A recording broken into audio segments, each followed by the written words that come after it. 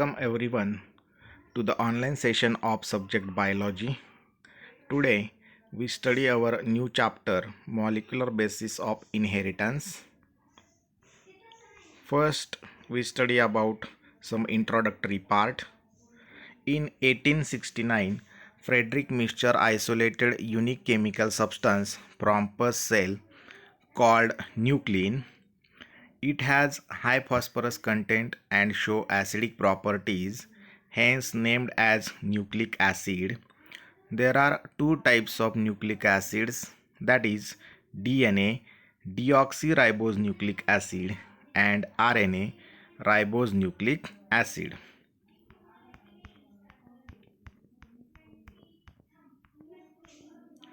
Let's begin with the first point of this chapter. The genetic material is a DNA. Initially, it was thought that the protein are large complex molecules, hence they cause variations in species, while DNA thought to be small simple molecules and little different among species. After 25 years, geneticists believed that DNA as genetic material and not protein. Let's study three important opinions about this fact. First experiment performed by Griffith, known as Griffith's experiment. In 1928, Frederick Griffith performed an experiment on Streptococcus pneumoniae, bacterium responsible for pneumonia. He used two strains of bacteria. Number one, S type or S strain. This type of strain have certain characters, like they are virulent, that means highly infectious, smooth, their outer covering is smooth, pathogenic, that means they create disease, and capsulated. Second type of bacteria are called R type or R strain, which is also non-virulent, rough, non-pathogenic, and non-capsulated. He conducted 4 experiments on these bacteria.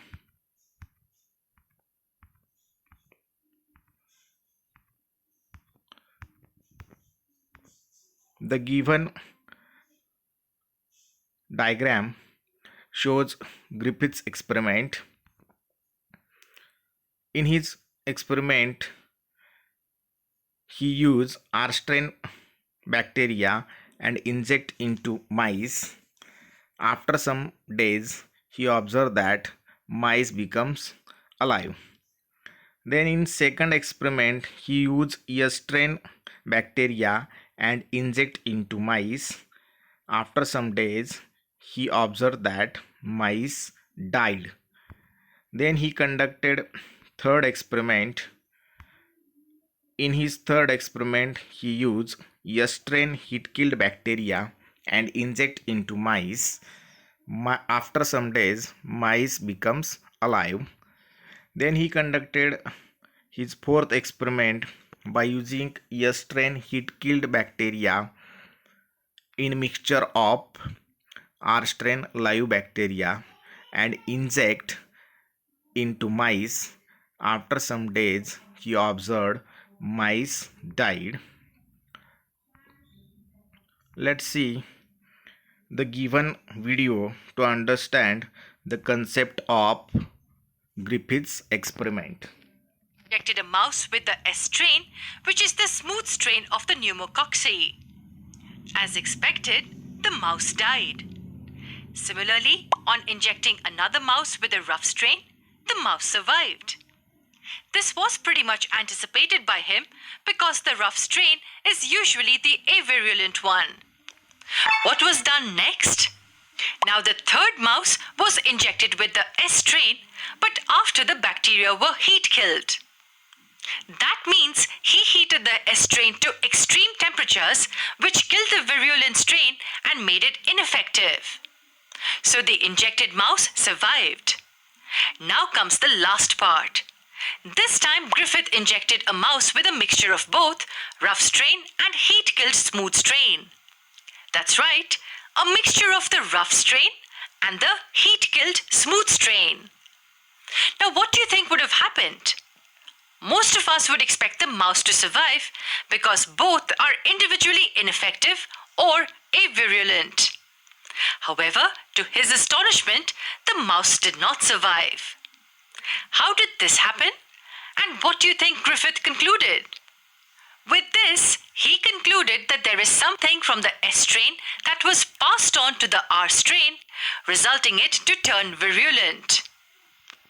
Also, do you know what he recovered from the body of the mouse? He recovered live S strain. Surprising, isn't it? This further confirmed that the R strain was transformed into the virulent S strain. He named the transforming factor as the transforming principle. He did not really know what exactly this was and hence named it just the transforming principle. But he predicted that this could be the genetic. Injected a mouse with the S. Let's study the Griffith's conclusion. Griffith concluded that R strain bacterium must have taken something from heat killed S bacterium, and he called it as transforming principle, which allowed R strain to get transformed into S strain and become virulent.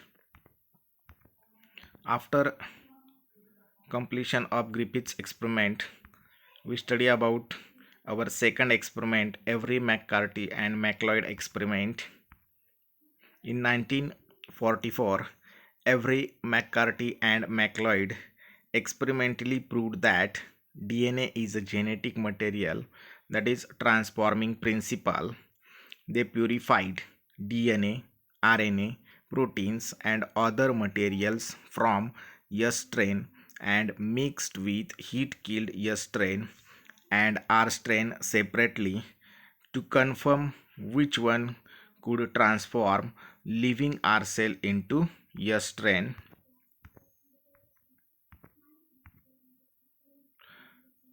Let's observe the above image. It shows the experiment.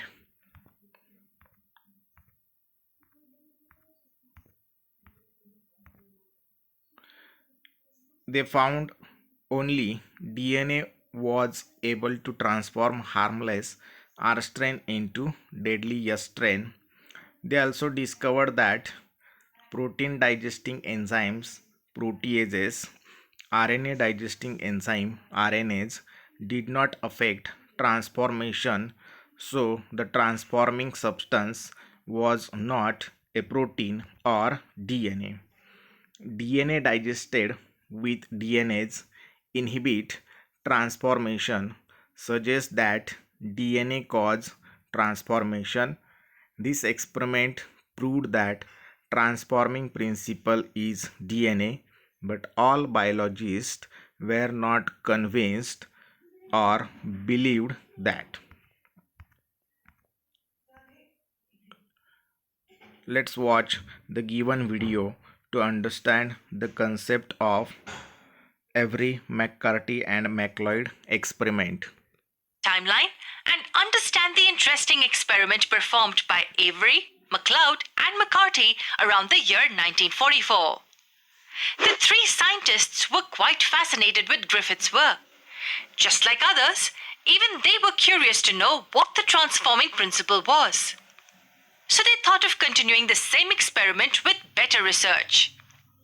Griffith concluded his experiment by inferring that there is some factor that's passed from heat-killed smooth strain to the rough strain, which is avirulent. This factor transforms the avirulent strain to the virulent strain. So the three scientists thought of planning the experiment by targeting the heat-killed smooth strain. Just like a bag filled with flowers, the smooth strain cells had various chemical components in them. And just like how we had to examine the touch of individual flowers, the scientists mixed every single chemical component individually with the rough strain. So let's say this smooth strain cell had these four components A, B, C, and D in it. They mixed the component A with the rough strain and injected it in a live mouse. Similarly, they mixed all the other components individually with the rough strains and injected the mixtures in different mice. What they found at the end was only one of those components among all was effective in transforming the rough strain. It was the case in which the mouse died. The conclusion was that component D transformed the R strain. They isolated this component from the heat-killed strain and tested it further. On chemical analysis, they could figure out that the molecules had a chemical composition similar to that of DNA. Deoxyribonucleic acid, abbreviated as DNA, was known to people by this time, but it was not given much importance. Nobody assumed that it could be such a vital part of the cell. In fact, people thought that proteins made up the cells. And it was also believed that proteins make up the genetic material. So this experiment was a huge breakthrough in genetics. Many tests were carried out to investigate this further, and the chemical composition of this transforming principle was found. It had components in the ratio that were found in the DNA molecules. So to further understand its nature, this component was tested using chemicals that break down the constituents. For example, certain enzymes like protease degrade proteins.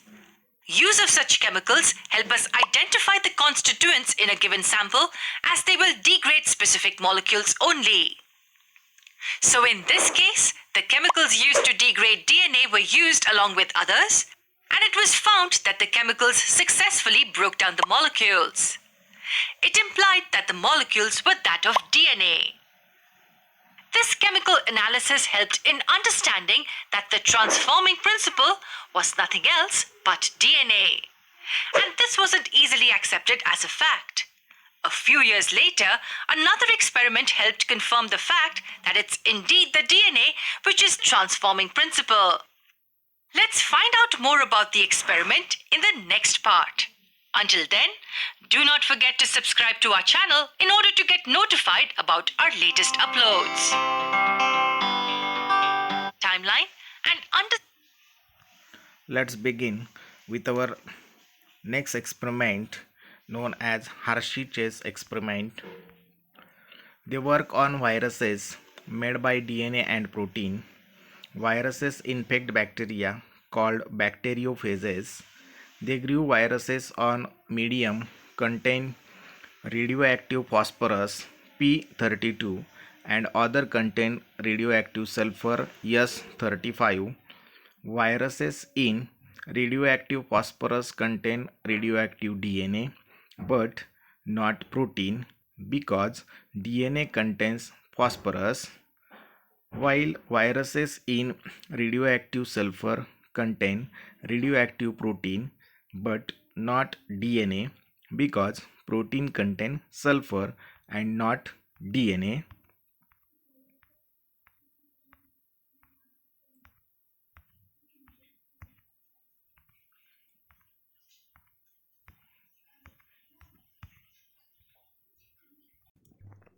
Radioactive bacteriophages allowed to infect E. coli bacteria grown on normal phosphorus and sulfur medium.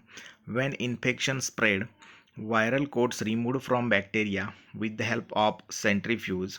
Bacteria infected with radioactive DNA were radioactive, whereas bacteria infected with radioactive proteins were not radioactive. This indicates that DNA enters bacterial cells and not proteins. Thus, they proved that DNA is genetic material. Let's watch the given video to understand the concept of Hershey and Chase experiment. Hershey and Chase used bacteriophages, which are the viruses that infect the bacteria. We know that their bodies are made up of only proteins and DNA. That makes it easier to figure out what gets into the host bacterial cells. The experiment was quite simple. They first obtained radio-labeled bacteriophages. There were two different types, ones with radio-labeled proteins and the others with radio-labeled DNA. Then they allowed these different bacteriophages to separately infect the bacteria. And at the end, they analyzed the bacteria as to which radio-labeled component had made its way into it. This is how the simple experiment helped answer a few important queries. Now let's get into the details of this experiment and understand it step by step. The first thing Hershey and Chase did was that they obtained the radio-labeled phage strains. In one nutrient medium, they added the radioisotope sulfur-35, which is S35. In the other, they added phosphorus-32, which is P32. But why only sulfur and phosphorus? And that too in separate mediums? Well, sulfur is an integral part of proteins, but it's not present in the DNA. On the other hand, phosphorus is present in the DNA, but not in the proteins. Thus, for easy analysis, they chose the radioisotopes of these two elements. So one nutrient medium was added with the sulfur-35 radioisotope. The bacteria grown in this medium thus had S35 incorporated into their bodies. Now, what will happen if the bacteriophages are allowed to infect these bacteria? It's obvious that S35 will get incorporated in the protein coats of these bacteriophages as well. That is because these are derived from the body of these host bacteria. So their first batch of S35 labeled bacteriophages was ready. Similarly, in this culture medium, they added P32 and allowed the growth of bacterial colonies. As a result, all the bacteriophages obtained post-infection had radio-labeled DNA. So the second batch of bacteriophages with radio-labeled DNA was also ready with them. Now, all they had to do is allow these radioactively marked bacteriophages to infect new bacterial cells. These host cells will be the ones harboring the new phage generations, which will help analyze what has passed down the line. So they infected the bacterial cells with the two batches separately. After several hours of infection, the cultures were agitated in a mixer blender. Why is this step necessary? It is needed to make sure that post-infection, the empty phage coats get separated from the bacterial cells. The agitation helps release the empty phage coats attached to the bacterial cells. Now in the next step, they centrifuged the culture at an extremely high speed. Centrifugation process works on the principle of gravitational force. So when the sample is centrifuged at a very high speed, the heavier, denser particles settle at the bottom, while the lighter particles remain on top. What is settled at the bottom is usually called pellet, while the one that floats on top is called supernatant. So the centrifugation step helped Hershey and Chase to obtain two layers. The one on top was supernatant, and the one at the bottom was pellet. They checked the radioactivity in both the batches and concluded their analysis. Before we reach the conclusions, can you help Nora guess the interpretation? What will be the interpretation if the radioactivity is found in the supernatant? And what will be the inference if it's found in the pellet? Think about it. Let me help you with this. The supernatant contains phage hosts, which are the empty shells or coats of phage. It does not have the replicated next generations of the bacteriophages. Similarly, the pellet will contain the bacterial cells and the newer phage particles. So now, in case 1, if the radioactivity is observed in the supernatant, then it means that the marker is only present in the protein coat of the phage and did not get into the bacterial cells. This can help us conclude that the proteins are not the genetic material, as the newly formed phage particles did not receive S35. On the other hand, if the radioactivity is seen in the pellet, then it would mean that the newer phage cells have all got the radioactive P32 in them. Thus, the DNA in the form of genetic material has successfully got transformed into the new phage particles. This is what the analysis of both the cases can be. Now let's look at the results Hershey and Chase obtained. On analyzing the first sample, they found that the radioactivity was present in the supernatant. And in the second batch, the radioactivity was found in the pellet. What did this mean? That's right. With this, the two concluded that it's the DNA which is the genetic material and not the proteins. If proteins would have been the genetic material, then the pellet in the first batch would have shown the presence of radioactive S35.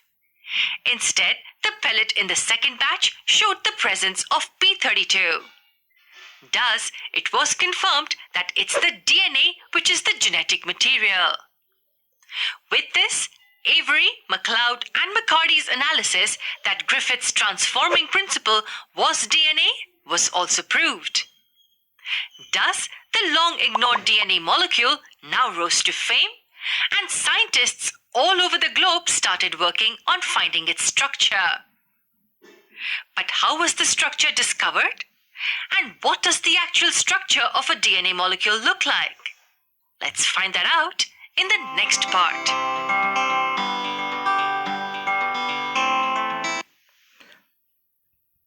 Next part of this chapter we will study in next online session. Thank you.